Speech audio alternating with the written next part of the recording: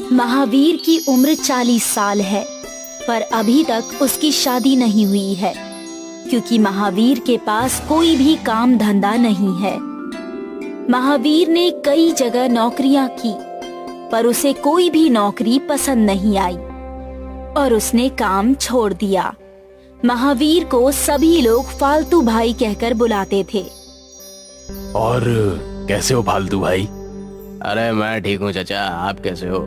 भाई मैं तो अच्छा ही हूँ, नौकरी कर रहा हूँ, कमा रहा हूँ और खा रहा हूँ। मेरी तो अच्छे से जिंदगी कट रही है। तुमने कुछ सोचा कि नहीं नौकरी के बारे में? अरे नहीं चाचा, आपको तो पता ही है मैंने कितनी सारी नौकरी करके छोड़ दी। पता नहीं क्यों नौकरी करने में मेरा मन ही नहीं लगता। मैं तो खुद का कुछ बिजनेस शुरू करना चाहता हूँ।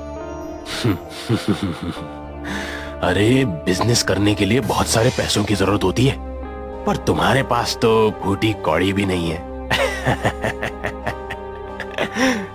हाँ ऐसी बात नहीं है चाचा, मैं छोटा सा बिजनेस शुरू करूंगा जिसमें कम पैसे लगेंगे, समझे? ठीक है चलो कर लो। नौकरी तो तुमसे हो नहीं पाती, खुद का बिजनेस खड़ा करोगे। हलवा समझा है क्या? अरे नहीं चाचा, ऐसी बात नहीं है। मैं मेहनत करने से नहीं डरता। आप देखना, मैं बहुत जल्द एक बहुत बड़ा बिजनेसमैन बनूंगा, देख लेना आप। तुम और तुम्हारा बिजनेसमैन, देखता हूँ।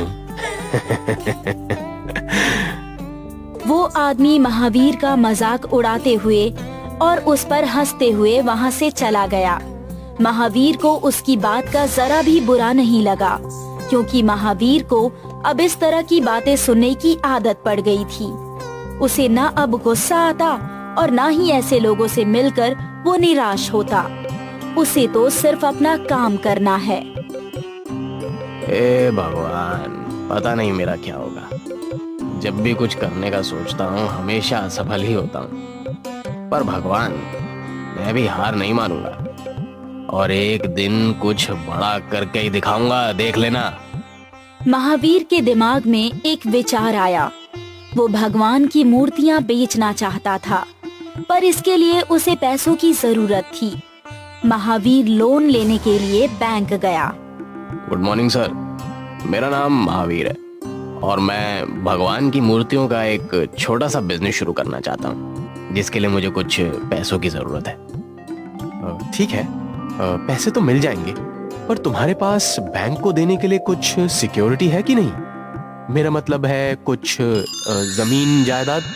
अरे सर, मेरे पास जमीन तो नहीं है। देखिए, बिना किसी सिक्योरिटी के हम आपको लोन नहीं दे सकते।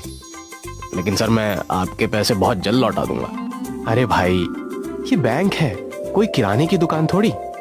यहाँ के कुछ नियम और कायदे कानून होते हैं। आप कहीं और जाकर कोशिश कीजिए। ठीक है सर, कोई बात नहीं, धन्यवाद। महावीर को निराश होकर बैंक से लौटना पड़ा। उसे कुछ भी समझ नहीं आ रहा था कि वो मूर्तियां खरीदने के लिए पैसे कहाँ से लाए। तब महावीर को याद आया कि उसके गांव में ही एक साहूकार रहता है, जो कि सबको ब्याज पर पैसे दिया करता है। महावीर ने सोचा क्यों ना साहूकार से पैसे उधार ले लिए जाए, और वो साहूकार के घर की तरफ चल पड़ा। नमस्ते साहूकार जी। अरे नमस्ते नमस्ते फालतू भाई, आज यहाँ कैसे? जी, मुझे पैसों की जरूरत है, इसलिए आया हूँ। मैं मूर्तियों का छोटा सा बिजनेस शुरू करने जा रहा हूँ। अरे अच्छा अच्छा अच्छा, तो क्या अब पंडित बनने का विचार है क्या? जी जी नहीं, बस एक छोटी सी दुकान खोलना चाहता हूँ। कितने पैसों की जरूरत है भाई?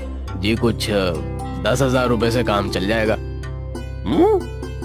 देखो भाई, पैसे तो मैं तुम्हें दे देता, पर इस बात की क्या गारंटी है कि तुम मेरे पैसे वापस लौटा पाओगे? क्योंकि तुम्हारे बारे में तो सब कहते हैं कि तुमने आज तक कोई भी काम सही ढंग से नहीं किया और हर काम को बीच में ही छोड़ देते हो। अगर तुमने ये मूर्तियों का धंधा भी बीच में छोड़ दिया तो मेरा तो नुकसान हो जाएगा ना। जी नहीं, ऐसी बात नहीं है, वो सब तो नौकरियां थी। इस बार तो मैं खुद का बिजनेस शुरू करने जा रहा हूँ ना। तुम पर भरोसा नहीं किया जा सकता। भाई कहीं और जाकर किसी का दरवाजा खटखटाओ, हमें माफ करो। महावीर को साहूकार के घर से भी निराश होकर ही लौटना पड़ा। उसे कुछ भी समझ नहीं आ रहा था कि ऐसा कौन सा काम करे जो बिना पैसों के शुरू किया जा सकता है। वो अपने घर की तरफ लौट रहा था तो रास्ते में उसे बहुत प्यास लगी, पर उसे कहीं भी पानी नहीं मिला। प्यास के कारण उसका बुरा हाल हो गया। वो बार बार सोच रहा था कि अगर अभी कोई मुझे पैसे देकर भी पानी पीने के लिए दे दे तो मैं खरीद लूंगा। घर आकर महावीर के दिमाग में ये बात बैठ गई और उसने निश्चय कर लिया कि वो पानी बेचेगा, और अगले दिन से उसने पानी बेचना शुरू किया। पानी ले लो, पानी पानी ले लो, ताजा ताजा पानी। अरे फालतू भाई पागल तो नहीं हो गया जो पानी बेचने चला है? भला पानी भी कोई खरीदने की चीज है क्या? अरे लगता है कोई धंधा नहीं मिलने से फालतू भाई सच में ही पागल हो गया। पानी ले लो, पानी, ताजा ताजा मीठा पानी। तभी कुछ यात्री वहाँ से जा रहे थे और दोपहर की धूप के कारण उन्हें भी प्यास लगी थी। वो महावीर के पास आए। एक गिलास पानी कितने का दिए हो? 5 रुपए का। एक गिलास देना जरा। ये लीजिए। भैया एक गिलास हमें भी दे दो। हाँ जी लीजिए, बिल्कुल आप भी लीजिए। ये लीजिए आपके पैसे। जी धन्यवाद। आज महावीर ने दिन भर में 50 रुपए का पानी बेच लिया था। अब वो दुकान पर गया और आधा लीटर की कुछ बोतलें खरीद लाया और कल से बोतलों में पानी भरकर बेचने लगा। पानी ले लो, पानी, ताजा ताजा पानी, पानी ले लो, पानी, ताजा ताजा पानी। आज भी कई यात्रियों ने महावीर से पानी की बोतल खरीदी। महावीर ने पानी के इस बिजनेस को बढ़ाने के लिए अपने साथ 2 लोगों को और जोड़ लिया और सब मिलकर बोतलों में पानी भर भर कर बेचने लगे। जल्दी ही इनका पानी का बिजनेस तेजी से बढ़ने लगा और अब जो भी यात्री वहाँ से गुजरता महावीर से पानी की बोतलें खरीदता। महावीर ने खुद के पैसों से एक गोदाम भी खरीद लिया और वहाँ पर खुद ही प्लास्टिक की बोतलें बनाने लगा और उनमें भरकर पानी बेचने लगा। उसने अपने पानी का नाम गंगा वाटर रखा। पानी को पैक करके बेचने का महावीर का आइडिया काम कर गया। वो पूरे शहर में गंगा वाटर वाला महावीर के नाम से फेमस हो गया।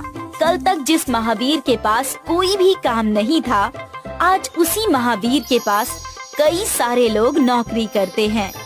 जो लोग महावीर को फालतू भाई कहते थे, महावीर ने उन्हें भी नौकरी पर रख लिया और धीरे धीरे महावीर का यह पैकिंग वाला पानी पूरे शहर में गंगा वाटर के नाम से फेमस हो गया और महावीर देखते ही देखते एक अमीर आदमी बन गया।